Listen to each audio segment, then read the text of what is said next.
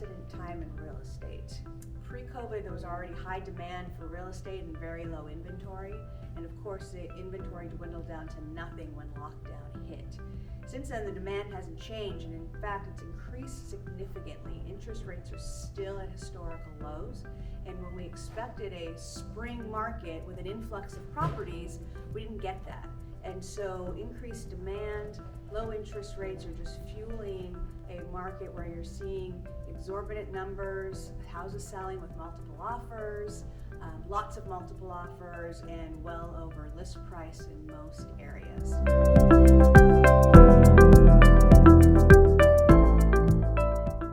It's a really difficult time for buyers. You're making offers on things with a lot of anxiety, a lot of emotion. You haven't had a chance to research things. You're hoping you're getting into the right situation. It's very, very difficult as a concept. You think you've got time to do your homework and look into all of these things. And we're asking you to make split-second decisions on things, and that gets a little tricky for most buyers coming into the marketplace.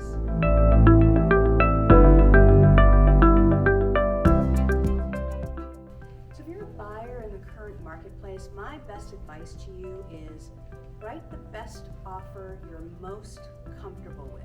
Don't jump into a feeding frenzy just because somebody else wants the house. You make a decision on what you're going to be comfortable with and can live with, and then hope for the best, basically. And then make sure you've got a really good realtor like myself who's going to put together the best package for you in terms of an offer presentation, showing all of your strength. It may not just be the dollar amount at the bottom line.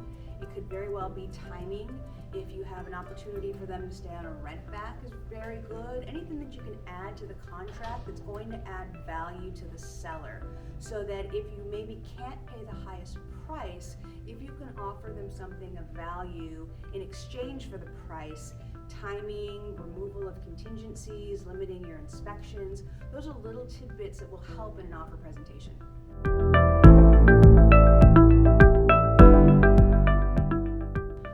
It's a great time to be a seller in this market. There's no doubt about that. What you want to do is be aggressive with your pricing and aggressive with your marketing, but not unreasonable. You are starting to sort of see a ceiling. There's no predictions that the market's going to come down anytime soon. Everyone keeps thinking we're in a bubble, and we're not. There's no indicators of the market that are going to lead to that.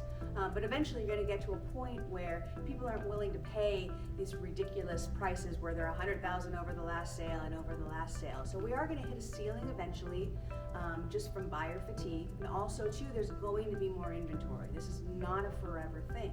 And so as a seller, you want to put yourself in the best position to get the most activity to take advantage of what's out there in the market right now. You're not looking necessarily to remodel your house and do all of those things, but cleaning your house, presenting it in the best possible light is the most important thing you can do as a seller.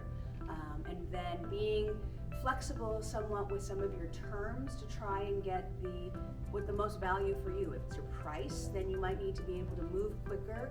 If it's a price, but you need a rent back, be a little bit more flexible and try and work with the best buyer you have.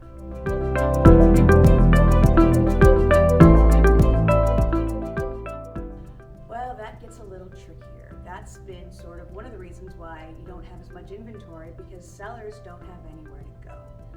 If you are cashing out and moving out of state, then there's a lot of opportunity for you to really maximize this market. But if you want to move into a bigger house or into a smaller house in the same neighborhood or something close by, you're going to run into the same problems that all the buyers have right now, that there's a lack of inventory. Ideally, as a seller, you're putting yourself in a position where you've got some flexibility. If you really want to maximize this market, you may have to think about putting something in storage, doing a double move.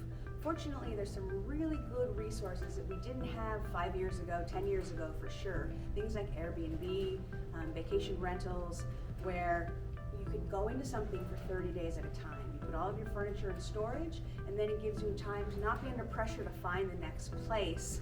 There's a lot of good values out there, a lot of good opportunity on something like that, where you can do 30-day rentals. So there are some resources that we didn't have in the past, but it is a little trickier. And so having sort of a plan ahead of time before you put your house on the market is the best way to go.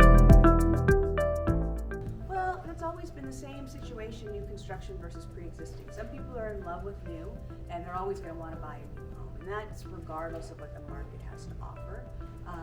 The most important thing to think about if you're buying new versus a resale is that you're going to have to wait for that house to be built. And so it's not typical that you're going to walk into a model home and they've got something ready for you in 30 days. That's typically more of a 6 to 9 month project. And so you sort of have to look at your own situation and decide, are you flexible? Can you wait that time to get it? I mean, everybody loves a new home. You get to pick out all of your finishes, and that's great. But is your timing going to work for you? And that's probably your major factor to consider.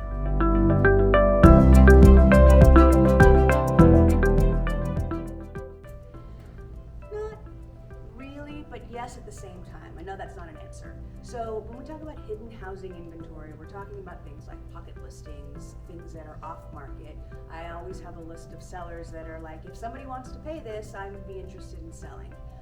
Or if you have a buyer, give me a call. And so there's a fair amount of that. Technically, there's no real hidden housing market because we're not supposed to be doing things off the market behind the scenes. But obviously there's a lot of relationships with people.